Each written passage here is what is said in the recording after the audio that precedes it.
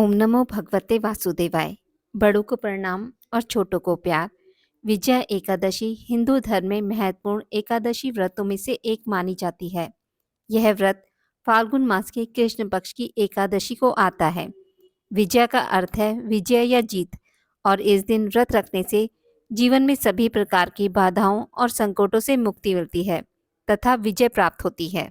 स्कंद पुराण में इस एकादशी की महिमा का वर्णन किया गया है। महाराज युधिष्ठिर ने पूछा, हे वासुदेव, फाल्गुन मास के कृष्ण पक्ष में कौन सी एकादशी आती है? कृपया आप मुझे बताइए।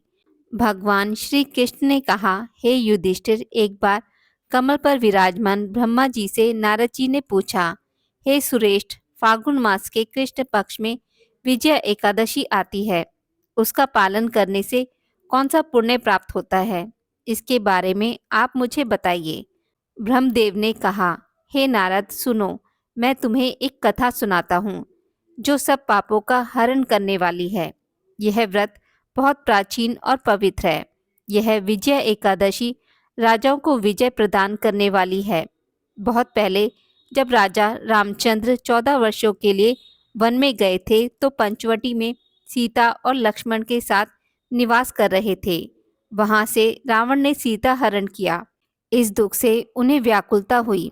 सीता जी की तलाश में वन वन भटकते हुए उन्हें जटायु मिला जो मरणासन था। उसके पश्चात उन्होंने वन में कबंध राक्षस का वध किया। सुग्रीव से मित्रता करके श्री रामचंद्र जी ने वानर सेना को संगठित किया। हनुमान जी श्री रामचंद्र की मुद्रा लेकर लंका गए और सीता जी की तलाश करके लौट आए। वहां से लौटते ही लंका कथन के पश्चात सुग्रीव से अनुमति लेकर श्री रामचंद्र जी ने लंका जाना निश्चित किया। सागर तीर आने पर वे लक्ष्मण जी से कहने लगे, हे सुमित्रा नंदन, इस अगाध सागर में अनेक भयानक जीव जंतु हैं। इसे सुगमता से कैसे पार करें? कोई उपाय सूझ नहीं रहा है। लक्ष्मण जी ने कहा, महाराज, आप ही आदिदेव और पुराण पुरुष पुरुषोत्तम हैं। आपसे कुछ भी छिपाना असंभव है। इस द्वीप में प्राचीन काल से बकदालभ्य मुनि रहते हैं। पास में ही उनका आश्रम है। हे रघुनंदन, उनसे इस समस्या का समाधान पूछते हैं। लक्ष्मण जी के कथा अनुसार प्रभु रामचंद्र जी मुनिवर बकदालभ्य के पास मिलने उनके आश्रम गए और उन्हें सादर प्रणाम किया। तब मुनिवर ने पहचाना कि यही परम पुरुषोत्तम श्री राम है। अत्यंत आदरता पूर्वक उन्होंने पूछा, श्री राम, आपका आगमन किस हेतु हुआ? रामचंद्र जी ने कहा, हे मुनिवर, रावण का संहार करने मैं यहाँ आया हूँ। कृपया करके यह सागर पार करने का उपाय बताएं।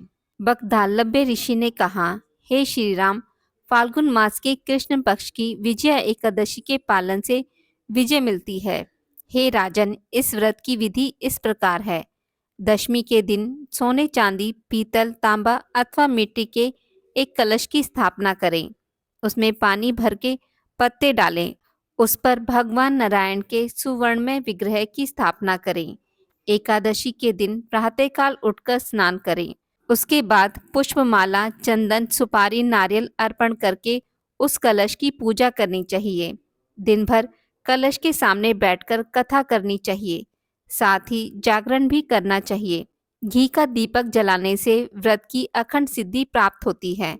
उसके पश्चात द्वादशी के दिन नदी या तालाब के किनारे उस कलश की विधिवत पूजा करके वह कलश ब्राह्मण को दान करना चाहिए।